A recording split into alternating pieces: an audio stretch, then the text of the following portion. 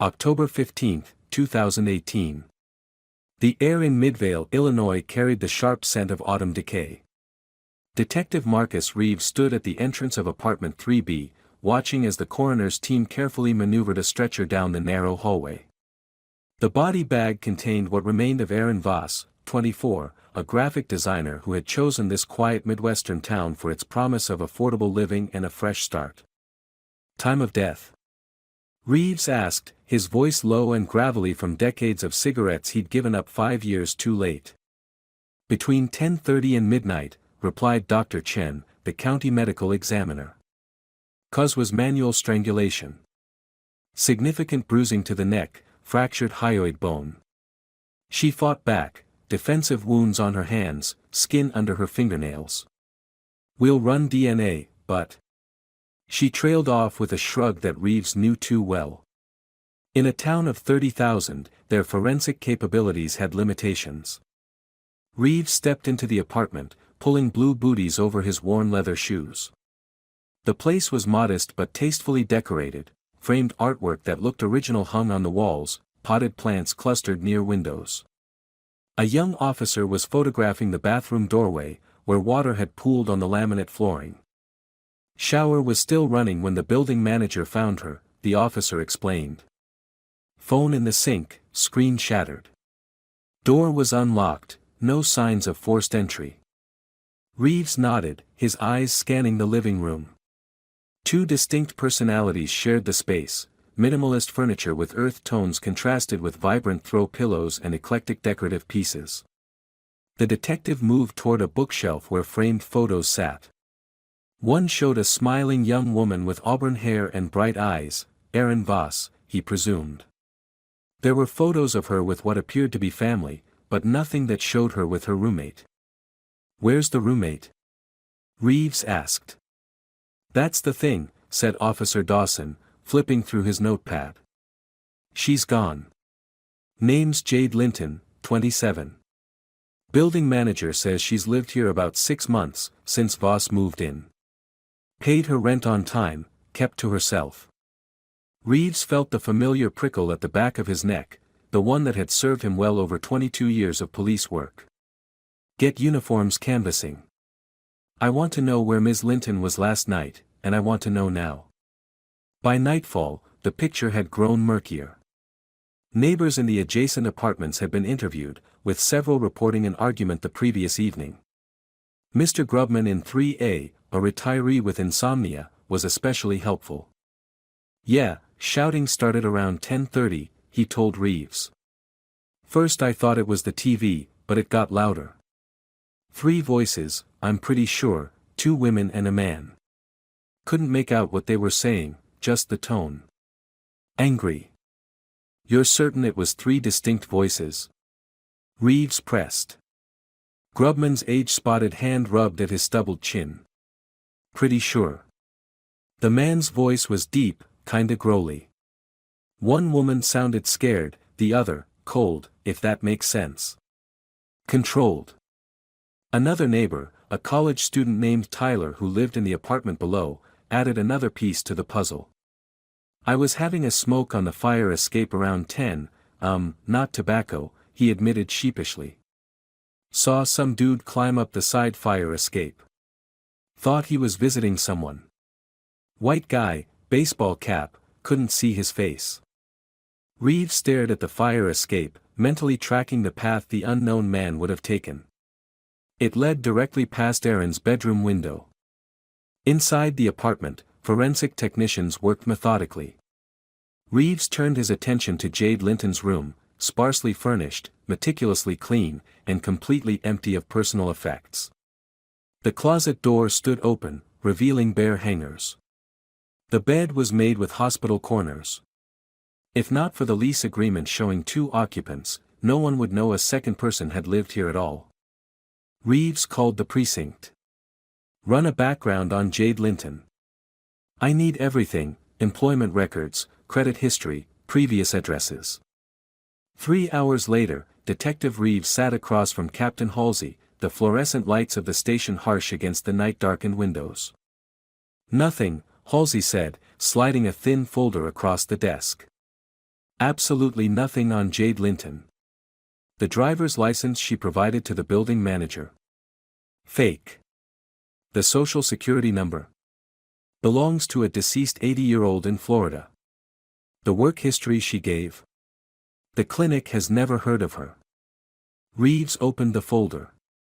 Inside was a printout of Jade's driver's license photo, a woman with shoulder-length dark hair and unremarkable features. Run facial recognition, he said. Already did, Halsey replied. Got a hit, not on her, but on the photo itself. It's been lifted from a real estate agent's website in Atlanta. Name's Amanda Kramer, confirmed alive and well and very confused about how her face ended up on a fake ID in Illinois. Reeves felt his stomach tighten. This wasn't a crime of passion or a robbery gone wrong. This was methodical. Planned. What do we know about the victim? He asked. Aaron Voss, 24. Moved to Midvale 6 months ago for a remote position with a design firm in Chicago. No criminal record, good credit, active on social media. Seems completely clean. Parents live in Madison, Wisconsin, they've been notified, arriving tomorrow. How did she find the roommate? Halsey slid another paper across the desk, a printout of an online classified ad. Posted this about 7 months ago. Looking for a professional, quiet roommate for the 2-bedroom she'd already leased. According to her parents, several people responded, but Jade was the first to meet in person and had cash ready for the deposit. Reeves studied the ad. So our victim unknowingly invited someone with a completely fabricated identity to live with her. The question is why? What would make Aaron Voss a target? The next morning brought another disturbing discovery. The tech team, processing Aaron's apartment, found a small camera hidden inside a smoke detector in her bedroom. The device was sophisticated, wireless, motion-activated, and expertly installed. The SD card had been removed. This isn't amateur hour, said Lopez, the department's tech specialist. This is professional-grade surveillance equipment. You don't buy this at Best Buy. Reeves examined the device, carefully sealed in an evidence bag. How long has it been there? Hard to say without the card, but the model's recent. Dust patterns suggest less than 6 months. 6 months. The same time frame as Jade's residency. When Aaron's parents arrived, they brought with them additional pieces to the puzzle. Her father, gray-haired and hollow-eyed with grief, handed Reeves a key. Safety deposit box, he explained. Aaron called us 3 weeks ago, said if anything happened to her, we should give this to police. We thought she was being dramatic, she'd mentioned feeling watched lately. We told her to get a security system. His voice cracked. We should have listened. The safety deposit box contained a journal, leather-bound, filled with Aaron's neat handwriting. Reeves read it carefully, the entries chronicling a growing suspicion. August 26, something's off about Jade. Says she works at Midvale General as a medical assistant, but when I mentioned Dr. Reiner, who Mom sees in Madison, she didn't know him. Said she worked in a different department, but later mentioned working in his department. Slipped up. September 3, caught Jade in my room today. She said she was checking for humidity damage near the window. Said maintenance had reported issues in units facing east. Called maintenance later, no such reports. September 18, things missing from my desk, flash drive, old external hard drive. Jade says she hasn't seen them. Installed a nanny cam in my teddy bear. Feel paranoid but better safe than sorry. October 2, camera showed Jade entering my room at 3 a.m., going through my desk drawers. Touching my work computer. What is she looking for? Should I confront her? Called Mom, she says I should move out. Lease isn't up until March. Can't afford to break it and find a new place. October 10, found some kind of device in my smoke detector. Pretty sure it's a camera. Didn't remove it, afraid of tipping her off that I know. Called an old college friend who works in cybersecurity. Meeting him Friday to figure out what to do. Don't feel safe here anymore. The final entry was dated October 14th, the day before Aaron's murder, meeting with Michael tonight after Jade leaves for her shift. He says we need to document everything before going to police. Says what I've described sounds like corporate espionage, not just a creepy roommate. I don't understand, I'm just a graphic designer, what would anyone want from me? Unless it's about the Nakamoto project. That's the only sensitive work I've done recently. Reeves looked up from the journal. Who's Michael? And what's the Nakamoto project? Mr. Voss shook his head. Michael Delaney, college friend from UW-Madison. They dated briefly. He works in IT security now, some firm in Chicago. The Nakamoto thing. Aaron mentioned it a few weeks ago. Some big client her firm landed, Japanese tech company. She was designing materials for a product launch. Said it was all under NDA, very hush-hush. As Reeves drove to Aaron's workplace, a co-working space she used 3 days a week, the pieces began shifting in his mind. Corporate espionage. A fabricated identity. Professional surveillance equipment. And a victim who had access to confidential information about an upcoming tech product. The co-working space manager confirmed that Aaron had been there the day before her murder, working alone in a private office she rented monthly. She was here until about 7 p.m., the manager said. Seemed normal, maybe a little tense. Had a lot of material spread out, sketches, mock-ups. Packed everything up carefully before she left. Did she ever bring anyone with her? A roommate, perhaps? The manager shook her head. No, but someone did come asking about her last week. Woman, dark hair, said she was Aaron's sister, needed to drop off some urgent files. I told her our policy, members only beyond the lobby unless signed in by a member. She seemed irritated but left. Reeves showed her the fake driver's license photo of Jade. The manager's eyes widened. That's her. That's the sister. Back at Aaron's apartment, the forensic team had made another discovery. Inside the air vent under Jade's desk, they found a small external hard drive labeled simply, Voss_1.0_final. The drive was encrypted, beyond the capabilities of the Midvale Police Department's resources. Reeves called the FBI's regional office, requesting assistance. Meanwhile, he focused on finding Michael Delaney, the last person known to have planned to meet with Aaron before her death. Delaney's employer confirmed he had taken personal time the day of Aaron's murder but had not shown up for work since. His apartment in Chicago showed no signs of forced entry, but his laptop was missing, and his closet had been hastily emptied. Think he's running? Or do you think he's another victim? Asked Officer Dawson as they stood in Delaney's sparse apartment. Reeves studied a framed photo of Delaney with who appeared to be Aaron at a college football game, both smiling widely in Wisconsin red. I don't know. But I do know Jade, or whatever her real name is, isn't working alone. 3 days after Aaron's murder, the investigation hit a pivotal moment. The FBI's cybersecurity team had partially broken the encryption on the hard drive. What they found confirmed Reeves' suspicions. The drive contained detailed design specifications for Nakamoto Corporation's revolutionary new quantum encryption chip, information worth millions to competitors. More disturbingly, it contained surveillance files on Aaron Voss dating back 9 months, long before she moved to Midvale. Photos of her leaving her previous apartment in Madison, screenshots of her emails, recorded phone conversations. Whoever Jade was, she had been tracking Aaron with a specific purpose, waiting for the right moment when Aaron would have access to the Nakamoto project. This wasn't random, Reeves told Captain Halsey. They chose her specifically because her design firm was contracted for the Nakamoto launch. They needed someone with the right clearance level but minimal security awareness. A graphic designer working remotely was perfect, access to confidential materials but without the security protocols of an engineer or executive. The case now extended well beyond Midvale's jurisdiction.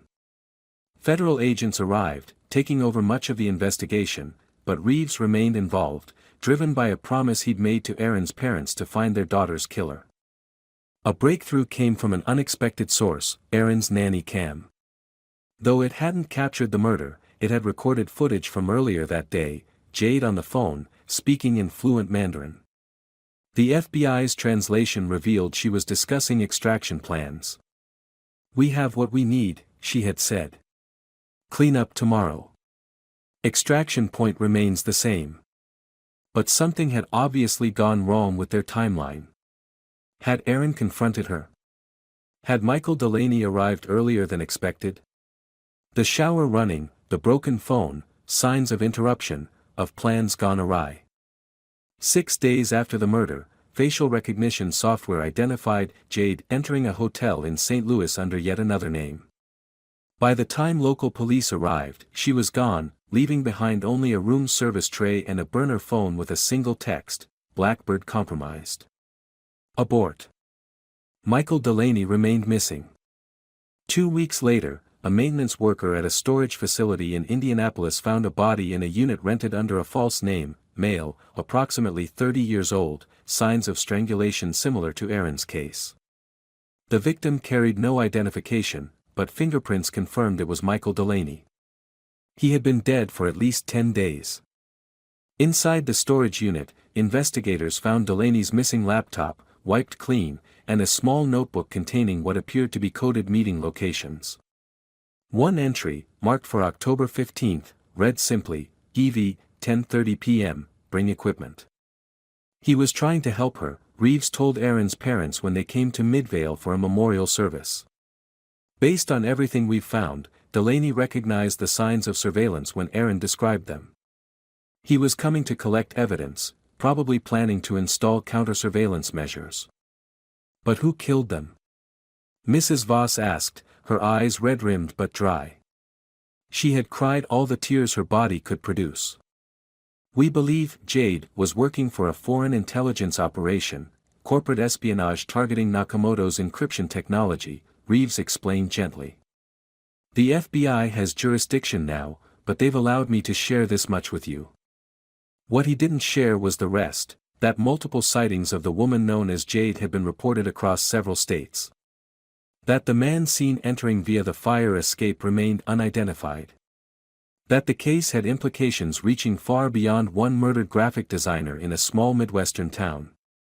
1 month after Erin's murder, her apartment was cleaned, renovated, and re-rented to a young couple. Within weeks, they reported strange occurrences to the building manager, cold spots in the bathroom, the shower turning on by itself in the middle of the night. They broke their lease after 2 months. Detective Reeves keeps a photo of Erin Voss in his desk drawer. The case officially remains open, though it has largely been absorbed by federal agencies tracking a broader espionage network. Sometimes, late at night when the station is quiet, he reviews his notes, searching for missed connections. The woman known as Jade has been linked to at least 3 other identities across the country, always targeting individuals with access to valuable intellectual property, always disappearing without a trace when the job is done. Only this time, something went wrong. This time, she left evidence behind. Somewhere, Reeves believes, she made another mistake. And when she does, he'll be waiting. Because whatever ghost haunts the shower in apartment 3B, it isn't satisfied with the answers so far. Neither is he. As for the encrypted hard drive labeled Voss_1.0_final, its contents have never been fully decrypted or made public. The FBI file remains active but classified. Rumors in cybersecurity circles suggest the Nakamoto quantum encryption chip was quietly shelved after multiple security breaches. And in various cities across America, young professionals continue to seek roommates online, strangers brought together by necessity and economics, sharing living spaces with people whose true identities and motives remain hidden behind digital screens and practiced smiles.